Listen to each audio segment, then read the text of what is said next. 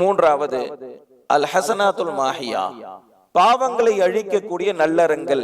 இதன் மூலமாகவும் ஒருவன் மன்னிக்கப்பட்டு நரகத்திலிருந்து பாதுகாக்கப்படுகிறான். நபி ஸல்லல்லாஹு அலைஹி வஸல்லம் அவங்க நிறைய சொல்லி கொடுத்துருக்காங்க.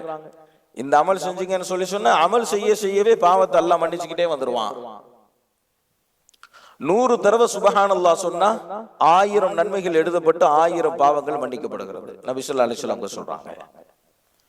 ஒவ்வொரு 5 நேர ஃபர்து தொழுகைக்கு பிறகு 33 தடவை சுப்ஹானல்லாஹ், 33 தடவை அல்ஹம்துலில்லாஹ், 33 தடவை அல்லாஹு அக்பர், 100வது கம்ப்ளீட் பண்றதுக்காக வேண்டி லா இலாஹ இல்லல்லாஹு வஹ்தஹு லா ஷரீக லஹு லஹுல் முல்கு வ லஹுல் ஹம்து வ ஹுவ அலா குல்லி ஷைஇன் கதீர்.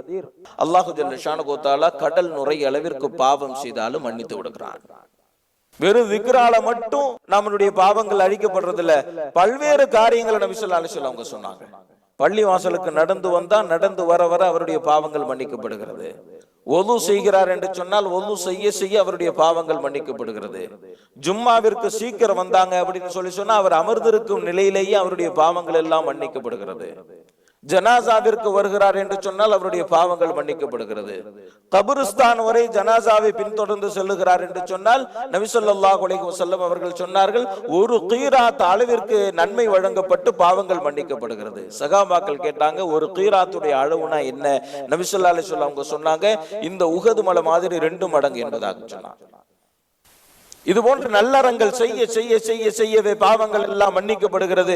இதன் மூலமாகவும் ஒருவர் நரகத்திலிருந்து தன்னை தற்காத்து சுவர்க்கத்திற்குள் சென்று விடுகிறார். 3